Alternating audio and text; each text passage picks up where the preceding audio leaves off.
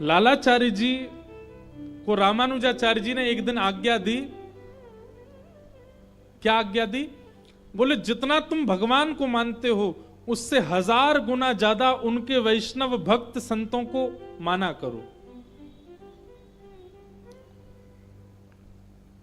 लालाचार्य जी बोले कोई चिकनी चुपड़ी बात नहीं करूंगा गुरुदेव, पर यह मुझसे हो नहीं पाएगा। मैं भगवान से 1000 गुना ज्यादा किसी को नहीं मान सकता।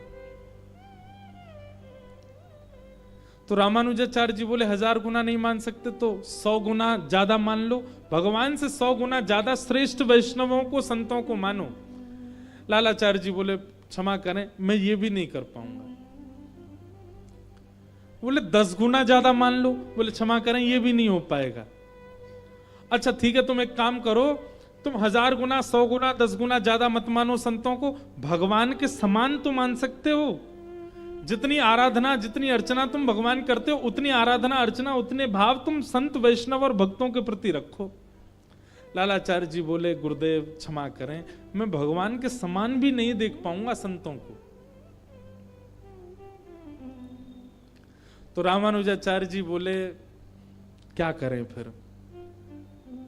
अच्छा तो फिर ठीक है, तुम 1000 गुना मत मानो 100 गुना मत मानो, भगवान के समान भी संतों को मत मानो, पर तुम जैसे जितना अपने मित्रों को भाइयों को बंधुओं को प्रेमियों को मानते हो उतना प्रेम तो संतों से वैष्णवों से कर सकते हो ना। लालाचार्य जी बोले हाँ ये कर सकता हूं। जैसे भाई बंधु सखा मित्र हैं वैसे मैं संत वैष्णव और तिलकधारी तुलसीधारियों को मान सकता हूं। भगवान के समान और भगवान से ज्यादा नहीं मान सकता, पर शास्त्र आज्ञा करते हैं। आप लोग भी बहुत ध्यान से सुनो,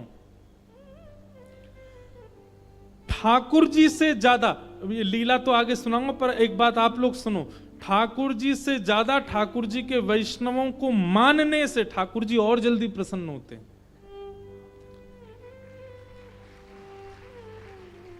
हाँ, वो वैष्णव अपने आप को ठाकुर जी से ज्यादा पुजवावे तो गलत है। तो अपराध है। आपके मन में अपने आप भावना आ जाए, आपके बिसौली में कोई कंठीधारी आवे, आपके बिसौली में कोई हरिद्वार से वैष्णव आ जाए, तो जितने प्रसन्न आप वृंदावन बिहारी को देख करके होते हैं उतने प्रसन्न उसको देख करके हो गए, तो निश्चित समझ जाना आपकी भक्ति लग रही है आपको। इसीलिए वैष्णवों को देख के आप प्रसन्न हो रहे। पर लालाचार्य जी ने स्पष्ट कर दिया मैं भगवान से ज्यादा नहीं मान सकता किसी भक्त को और भगवान के समान भी नहीं मान सकता। तो गुरुदेव ने आज्ञा की तो भगवान से ज्यादा भगवान के समान मत मानो, अपने भाई बंधु सखाओं के सम मान लो। लालाचार्य जी बोले ये कर लूंगा मैं। और वो उसी दिन उसी क्षण से जो भी तिलकधारी दिखाई देता, जो भी कंठी वाला दिखाई देता, जो भी नाम जापक शिखा वाला दिखाई देता, जिस किसी के भी किंचित भेष में कहीं वैष्णवता होती, लालाचार्य जी उसको ऐसे हृदय से लगाते जैसे कुंभ का बिछड़ा भाई मिला हो। सामने वाला पूछ रहा अरे भाई जान ना पहचान तुम? अरे नहीं नहीं तुम तो मेरे भैया हो। अपने गुरु की आज्ञा का इतना पालन किया कि फिर जो मिला वैष्णव रूप में उसको भाई के समान ही प्रेम किया लालाचार्य जी ने। लेकिन ठाकुर जी ने एक दिन लालाचार्य जी की परीक्षा की। वो कैसी परीक्षा? कि दक्षिण में कावेरी नदी में लालाचार्य जी स्नान कर रहे थे और तभी एक वैष्णव तिलकधारी कंठीधारी कोई वैष्णव था, वो स्नान करते करते कावेरी जी में डूब गया और उसके प्राण निकल गए। और वो बहता हुआ कावेरी जी में आ रहा था, उसका शव तैर रहा था नदी में। लालाचार्य जी यहां पर संध्या उपासन कर रहे थे, तभी उन्होंने नेत्र खोल करके देखा कि सामने एक शव जा रहा है और उस शव का अता पता कुछ नहीं है, पर उसने गले में कंठी पहन रखी है और माथे पर थोड़ा थोड़ा तिलक लगा हुआ है। तो लालाचार्य जी उसको देखते ही फूट फूट करके रोने लगे और चिल्ला चिल्ला के हल्ला करने लगे, मेरा भाई चला गया, मेरा बंधु चला गया, मेरा सखा चला गया। कूद पड़े, सब रोकने लगे, अरे जान ना पहचान, पता नहीं किसका शव है, तुम कहां जा? अरे नहीं ये मेरा भाई है। उनकी निष्ठा इतनी हो चुकी थी वैष्णवों के प्रति कि अब किसी का शव भी देख रहे हैं तो उसी भांति रो रहे हैं जैसे कोई सगे भाई के जाने पर रोता है। लालाचार्य जी उनके शव को लेकर के आए और अपनी गोद में उनका सर रख के इतना रोए, नगर के लोग सब उपहास करने लगे। नगर के लोग आकर के सब तमाशा देख रहे हैं। बोले बताओ, एक अनजान व्यक्ति को अपने भाई के भांति प्रेम कर रहे हैं। पर लालाचार्य जी तो हर वैष्णव को अपना भाई मानते थे। गुरु को वचन दिया था कि भगवान से ज्यादा नहीं मान सकता पर अपने भाई बंधुओं के समान मान लूंगा संतों को। घर परिवार के लोगों ने लाख मना किया लेकिन फिर भी लालाचार्य जी ने उनका संस्कार किया, अपने केश छेदन आदि कराए और जो क्रिया एक घर का सदस्य करता है ठीक वैसी क्रिया पिंडदान आदि सब करने लगे। अपने गोत्र से ही उसका गोत्र बोल करके उसका पिंडदान आदि सब कर दिया। और इतना ही नहीं, 13 दिन तक सूतक की जो क्रियाएं घर में होनी चाहिए वो क्रियाएं भी पालन कराई और खुद भी करी और खुद के परिवार वालों से भी कराई। ये निष्ठा नहीं है? कैसी अद्भुत निष्ठा। आया 13वां दिन और 13वें दिन श्री लालाचार्य जी गए और नगर में जितने ब्राह्मण थे सबको निमंत्रण दे के आए। बोले हमारे भाई साहब चले गए, उनके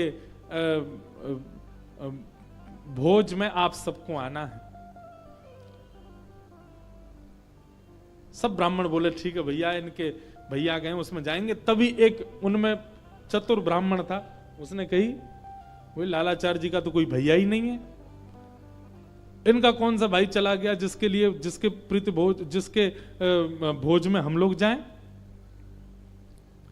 और हम लोगों का आचरण शुद्ध है, हम लोगों की विचारधाराएं शुद्ध हैं। ऐसे थोड़ी किसी का नाम गोत्र नहीं पता, किसी के भी चलते फिरते आदमी के उसमें हम चले जाएंगे। यहां पर लालाचार्य जी ने सारी व्यवस्था कर रखी थी, ब्राह्मण आएंगे, 13वां दिन है, शुद्ध पवित्र होना है आज प्रसाद पवा के। लेकिन कोई भी नहीं आया। जब कोई भी नहीं आया तो लालाचार्य जी ने पूछवाया कि कोई क्यों नहीं आया। तब पता चला कि सबने यह सोच, सबको यह पता चल गया कि वो आपके भैया नहीं थे, आपने तो ऐसी राह चलते का संस्कार कर दिया, उसके भोज में बुला रहे हो ऐसे, इसलिए ब्राह्मण नहीं आए। तब लालाचार्य जी रोते हुए अपने गुरुदेव रामानुजाचार्य जी के पास गए और जाकर के कहा, गुरुदेव मैंने तो आपको दिए हुए वचन का पालन किया कि मैं कंठीधारी तिलकधारी जो दिखेगा उसको अपना भाई मानूंगा। मैंने तो अपने नियम का पालन किया, पर यह समाज कहीं ना कहीं से इस बात को दावे से प्रस्तावित करवा रहा है कि मेरा नियम गलत है।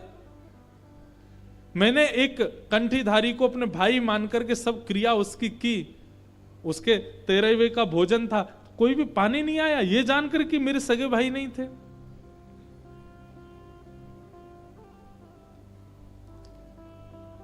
रामानुजाचार्य जी बोले, तुमने निष्ठा से किया है ना, बस अब तुम चिंता मत करो, ठाकुर जी को निवेदित करके ठाकुर जी को निमंत्रण दे दो।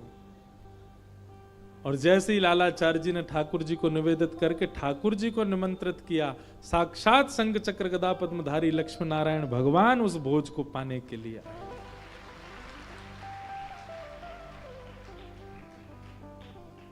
जिस भोज को ब्राह्मणों ने स्वीकार नहीं किया, उसके लिए ठाकुर जी स्वीकार कर गए।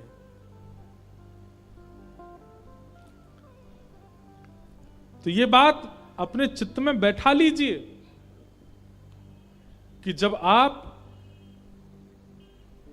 ठाकुर जी के समान या अपने भाई बंधु मित्रों के समान, और यदि गुरु कृपा हो जाए तो ठाकुर जी से भी ज्यादा वैष्णवों के भक्त हो जाते हैं, तो कहीं ना कहीं आपको ठाकुर जी से मिलने से आपकी कल्याण में, आपकी भगवत प्राप्ति में अब कोई बाधा नहीं आ सकती। पर यह हो पाना असंभव है। भगवान से अधिक वैष्णव प्रिय लगें, भगवान के समान वैष्णव प्रिय लगें, ये असंभव है।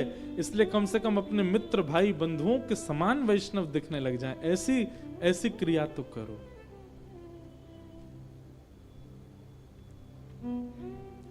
क्योंकि भैया ठाकुर जी तो क्रिया बिगड़ने से पहले समझाते हैं, क्रिया बिगड़ने के बाद तो वैष्णव ही संभालेंगे आपको। आज युधिष्ठिर चिंता में है, मैं क्या करूं? भगवान ने तो हाथ खड़े कर दिए, बोले अब तो युधिष्ठिर भीष्म पितामह ही तुमको ज्ञान उपदेश करेंगे। और पंच पांडवों को लेकर के भगवान भीष्म पितामह के पास पहुंचे। रणभूमि में बाणों की सैया पर लेटे हैं पितामह भीष्म। रोम रोम में बाण लगा है भीष्म पितामह के। एक एक रक्त बूंद बनकर के नीचे गिरता जा रहा। अब रक्त भी नहीं बचा है, फिर भी जीवित हैं भीष्म पितामह। क्यों? क्योंकि इच्छा मृत्यु का वरदान उनको मिला है। जब तक उनकी इच्छा नहीं होगी तब तक मर नहीं सकते। लेकिन इस इच्छा मृत्यु का जितना सुंदर सदुपयोग भीष्म पितामह ने किया वो प्रशंसनीय है कि भीष्म पितामह ने अपनी इच्छा मृत्यु से कोई सांसारिक भौतिक सुख की कामना नहीं की, बल्कि इच्छा मृत्यु से कामना की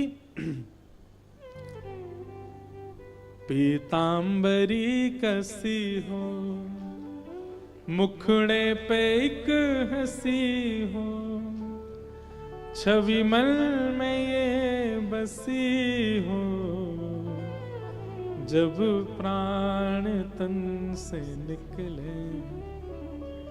इतना तो कहना स्वामी, जब प्राण तन से निकले। बंधुओं,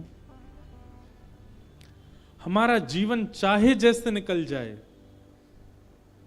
पर हमारी अंतिम क्षण जो होते हैं ना, उन क्षणों में हमारे विचार में जो होता है, हमारे मन में जो होता है, हमारी बुद्धि में जो होता है, वैसी ही गति कई बार हमको मिलती है।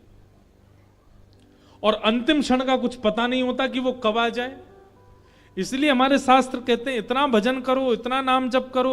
ये कंठी माला पहनने का विधान क्यों है? गले में कंठी पहन के क्यों रहो? कब प्राण निकल जाए क्या पता। कम से कम हमारा देह जब प्राण त्यागे उस समय तुलसी जी तो हमारे तन से स्पर्श कर रही हो, इसलिए कंठी पहनते हैं। क्यों? सबको पता है कि जब किसी के प्राण निकलते हैं तो उसको भी एक संस्कार कहा जाता है, अंतिम संस्कार।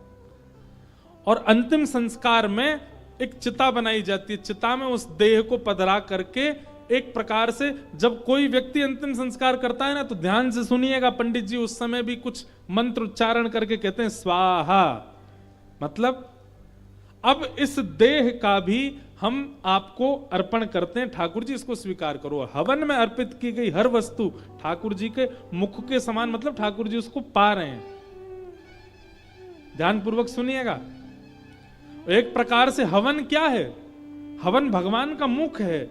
सभी देवी देवताओं का आह्वान करके हम उसमें आहुति डाल करके अग्नि के द्वारा भगवान का पोषण, भगवान को पवा रहे हैं।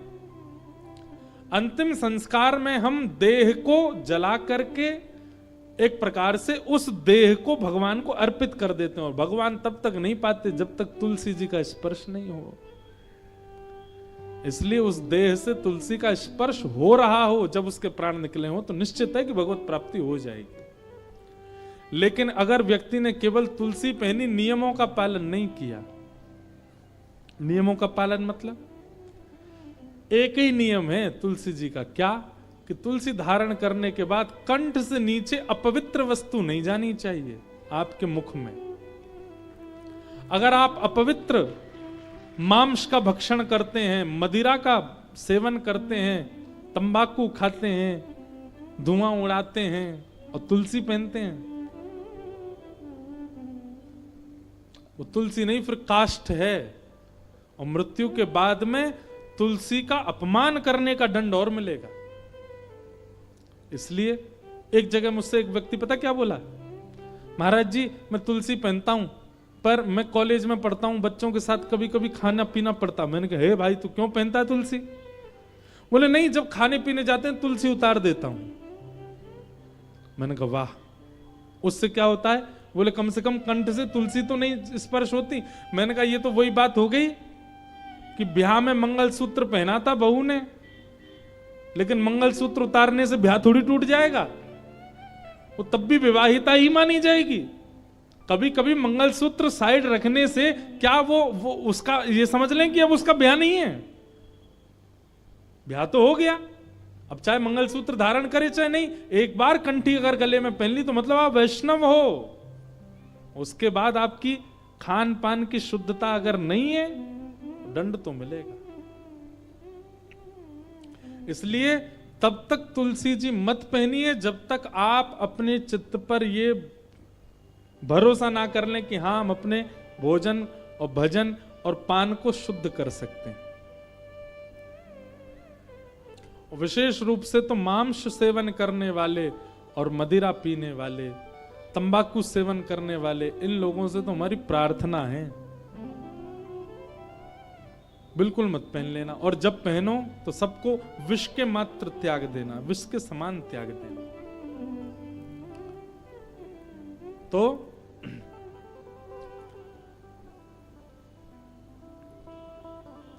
हम जीवन भर कुछ भी करें, पर अंतिम क्षण में हमारे मुख से जो शब्द उच्चरित होता है, हमारे चित्त में जो होता है, हमारे मन में जो होता है, उसी से हमारी गति निश्चित होती है।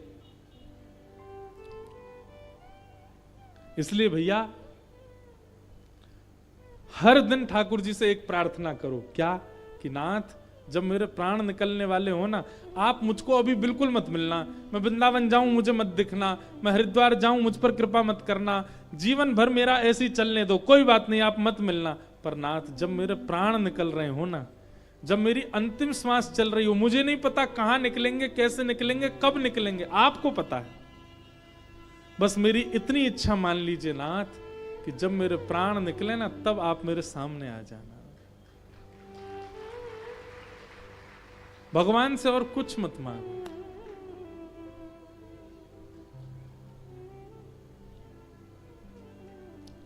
भक्तमाल जी के कथा में एक प्रसंग ऐसा भक्तमाल जी के विषय में सुनाया जाता है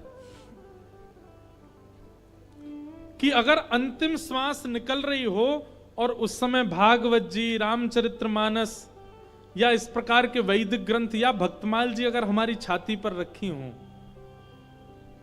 या इनका दर्शन हमको हो रहा हो, भागवत जी की पोथी रखी है, हम उसको देखते देखते प्राण त्याग दें, तो भी भगवत धाम की प्राप्ति। तो भक्तमाल जी के विषय में आता है कि एक सेठ जी ने क्या किया।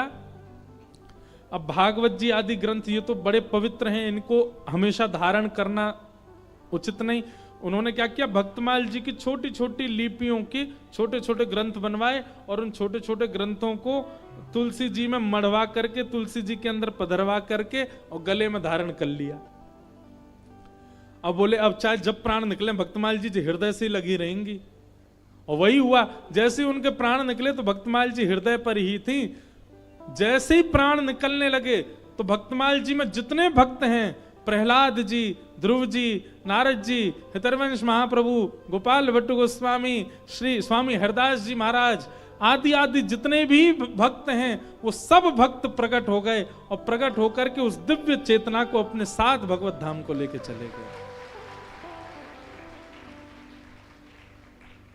इसलिए हमारे वृंदावन में आप जाओगे तो आपको कई सारे संत दिखेंगे, मोटी मोटी तुलसी की माला और यहाँ बीच में लिखा होगा सीताराम, राधे श्याम, बड़े बड़े, उनके भीतर भक्तमाल जी हैं, उनको सदा चित्त से लगा के रखते हैं। कब प्राण निकल जाए क्या पता।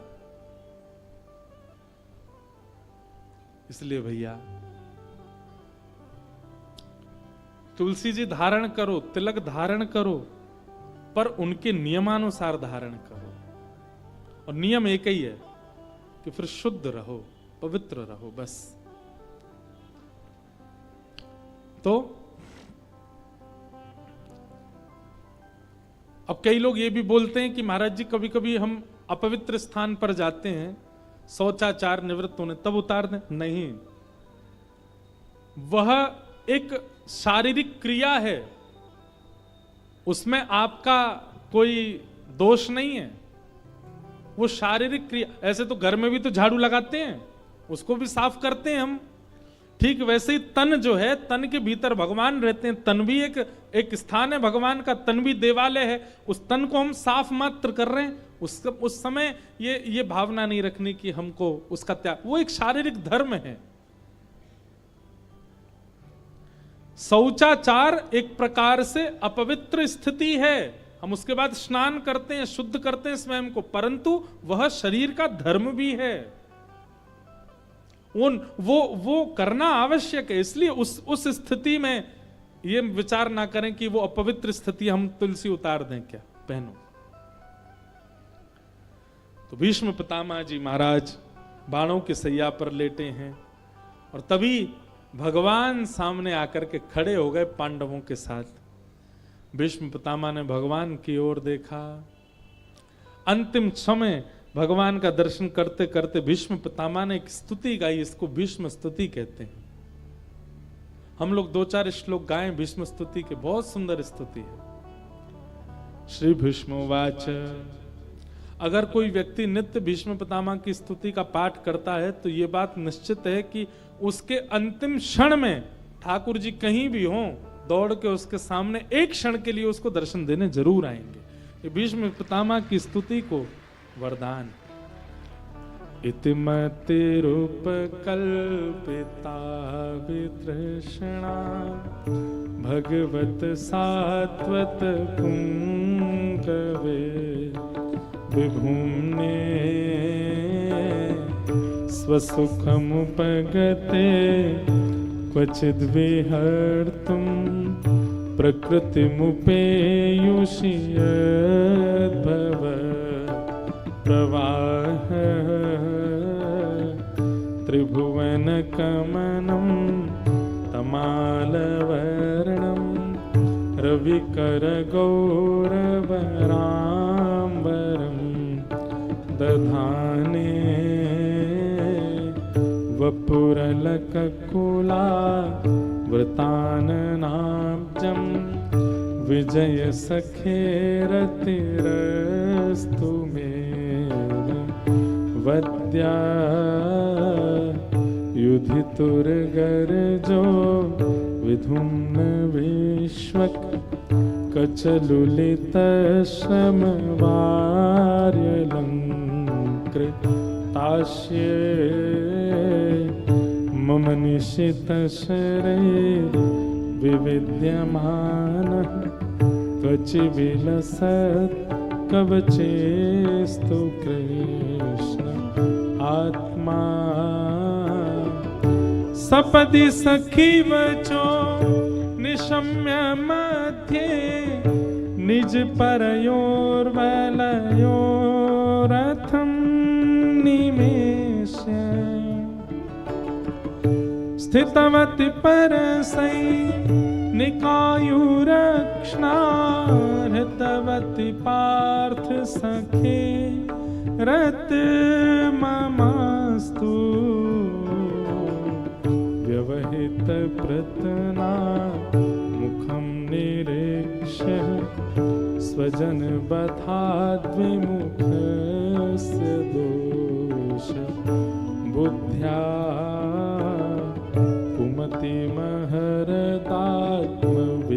कुमतिमहरदात्मविद्ययाय चरणरति परमस्य तस्य मेस्तु